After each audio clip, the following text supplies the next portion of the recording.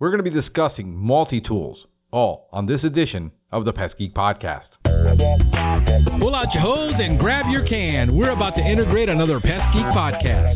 Hi, everybody. Frank Hernandez here, and welcome to the Pest Geek Podcast, bringing you the latest information on pests, products, and politics from today's leading industry sources to help you start, manage, and grow your pest control business. Hey, welcome back. Welcome back to another edition of the Pest Geek Podcast. This is Frank Hernandez, your Pest Geek, here every day discussing all things pests. And, well, not all things pest. Hey, have you seen the new Exterminator hot sauce? I hear it's killer. Yes, Exterminator hot sauce. The creator of this hot sauce is an industry expert, Dave Johnson. And I'm trying to see if I can get him on the air, but he won't come on my show. So I'm doing a public outcry to get Dave Johnson on my show to discuss hot sauce. That's right. I have stooped this low, ladies and gentlemen, to get an audience. So yes, no, I hear it's awesome. People are raving about it. And maybe we'll get a chance to hear from the creator if he decides to ever come on my show. So in the meantime, I just want to promote everything else I'm doing, like the Pest Geek Podcast listeners group on Facebook. Hey, join it. Join the society. Join a great bunch of people that love this podcast for unknown reasons. And also the Pest Geek Podcast, we have a YouTube channel now, so we're going to be posting some videos on there of people doing, pest control things. And we hope that you will send me your videos and join it, and we can go ahead and promote your videos to the world, because this audience, I know for a fact that I have the best audience on the planet as far as pest control and the quality of pest control people. We have the best. So we want to promote the best, and we want to go out there and promote what you're doing to people who are needing really good companies locally to get things done for them. And we're going to help the industry. I told you we were going to launch this year helping the industry, and we have. And we're getting a ton of listeners that are listening to this podcast that are saying, I wish I could get somebody to do what you're talking about. So I want to go out there and say, hey, now you do. Here are a great bunch of companies in your area that can do what they say they can do. And so go ahead, send me your videos, and send me your info. We're going to be doing some great things. I'll go to the podcast. The website. There's a phone number there. You can always call. You can reach out to me on Messenger, or reach out on the groups, and we hope that we can really, really, really help. And I got Jeff McGovern waiting to tell us all about multi-tools. So I'm going to go ahead and give it off to him. And guys, thank you for listening. Hello, Pest Geek Podcast listeners. This is Jeff McGovern, the Pest Coach. And for today's presentation, if you will, I'm going to be talking about multi-tools. Those are those little pocket tools that we're all supposed to carry in the pest control industry that will make our lives easier, because we may not have to carry a full tool chest around with us to get in the way and, frankly, just be difficult to deal with. Now, a number of years ago, back in the early 90s, I was tasked with testing the available multi-tools of the day to find out if we could get our technicians something that they could work with every single day and have simple tools available to them without having to have a tool belt. So at that time, Gerber was brand new into the market, and the market leader, and frankly, the market leader today, is still Leatherman.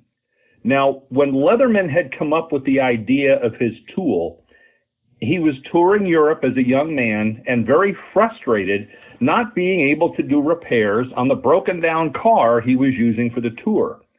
When he got back from the trip, he was an engineer, he designed a tool, and he took it around to all the big knife makers of the day, and they all laughed at him. They said, who would ever want to buy something like that? That's just silly. It's stupid. It doesn't make any sense. People want a pocket knife. They don't want a pocket pair of pliers. Well, he got the last laugh, because when he formed his own company and came out with the first Leatherman tool, Well, quite frankly, he's bigger than all of those knife companies are now. In fact, he's bigger than a lot of them put together. But at any rate, the original multi-tool that we're probably all familiar with is the Swiss Army knife. And it's handy. It has a lot of tools in it. It's bulky and delicate for what it is. And that's why Leatherman came out with the folding pliers. But the Swiss Army knife is still very popular today, and I think most of us probably have that little tiny one we carry on a keychain or maybe drop into our watch pocket on our jeans. And it's also the one most commonly donated to the TSA when we fly. Of the pocket multi-tool variety, say Swiss Army knives that I prefer, there's one metal-handled version called the Swiss Army Knife Farmer. And oddly enough, that tool was discontinued by the folks at Victorinox many years ago. They're one of the Swiss Army knife manufacturers. And Ted Nugent, the rock and roller, found out they were going to discontinue them, and he bought every one he could find. And I have two in my own collection that are Swiss Army Knife Farmers, marked with the Ted Nugent logo. And you know what? For a pocket carry, it's pretty good. It's got screwdriver, bottle opener, blades, saw, all the things that I would normally use, minus the pliers, of course. And I still carry it from time to time. It's a good, solid pocket knife. But when I was on the quest to find multi-tools that we could use for real work, the Leatherman and the Gerber were the ones we hit upon first. And I tested both of them. And to this day, I still carry them both, depending upon the pouch or the container that I put them in. Now, Leatherman has gone through a lot of evolutions, and so has Gerber. They offer a tremendous amount of different blades, if you will, inside the tools, and they've certainly increased the quality of them over the years. Both companies have superb guarantees. The one that I have personally tested is indeed Leatherman. They say they have a 25-year guarantee on the tool, and all I can say is the times that I have sent something in for repair or anyone I know has sent something in, they've never gotten a bill. They've gotten a phone call maybe, and Leatherman folks have said, do you want to keep the same tool? Otherwise, we'll replace it. If you want to keep it, we will replace the broken blade and send it back to you. So it's an excellent deal with an excellent product. They take good care of us. Now, they make different sizes, of course. The standard Leatherman tool was one you would normally carry in a belt pouch. Over the years, they've gotten smaller for some varieties. So you even have a dress version now. You have them with stainless steel handles. You have them with aluminum handles. You can make the choice of multi-tools, and Gerber has gone pretty much the same way. So anything you want in that tool you can get. Now, we do have an issue in today's world, and that has to do with knives. And if you're working sometimes in an airport situation, a secured facility situation, or frankly, a school, bringing that Leatherman tool or that Gerber tool or that Swiss Army knife with a blade on it may not be what you're allowed to do.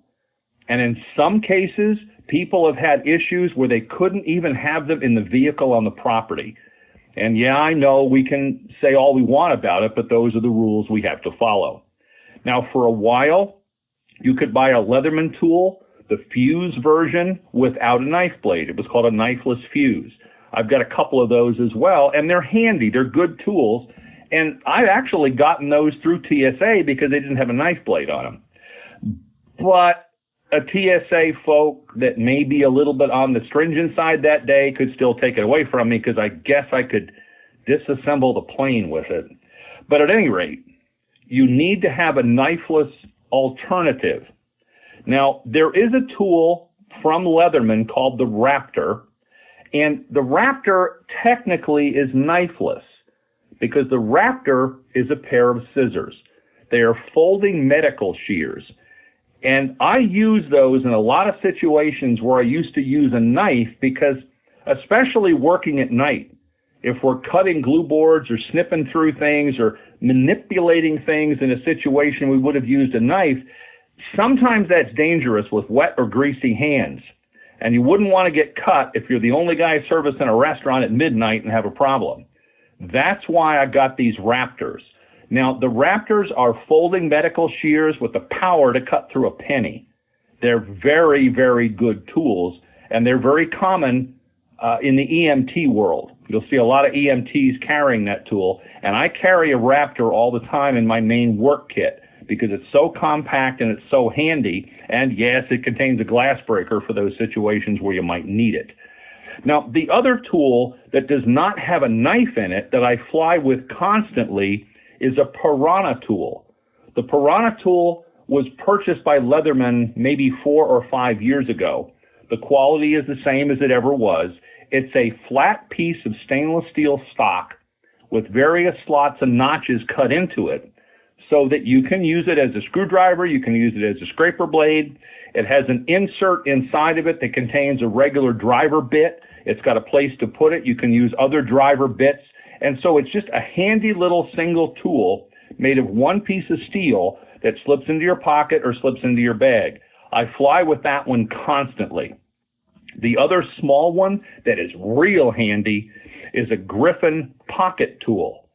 Now, the Griffin tool is on my keychain all the time.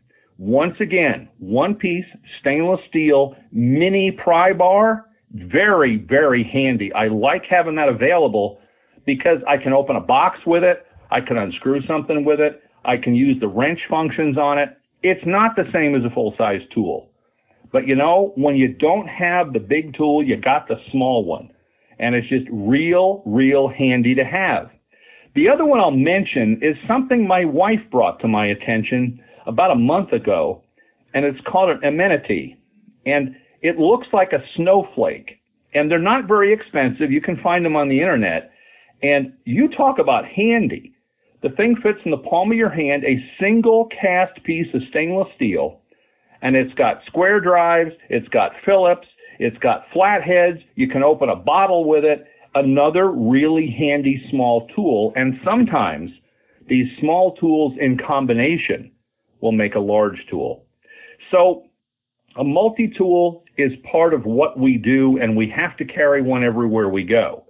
We have to be careful what kind. We certainly don't want to bring a knife someplace it shouldn't be. And if you folks would like a short piece on knives, I have a lot of them, and that's a whole separate discussion with knives and steel. But I think for our industry, the multi-tool is fine. It does everything we need. It's not a substitute for a toolbox, but you have it with you all the time when you need it, and you can get the job done. And so with that, this is Jeff McGovern, signing off until the next time for the Pest Geek Podcast. Take care and have a good day.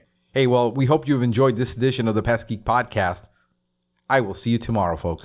Thank you for listening to the Pest Geek Podcast. If you have enjoyed the Pest Geek Podcast, please give us a rating, write a review, or subscribe to the channel. You can join the Pest Geek Society by visiting pestgeekpodcast.com. Thank you for listening. See you next time.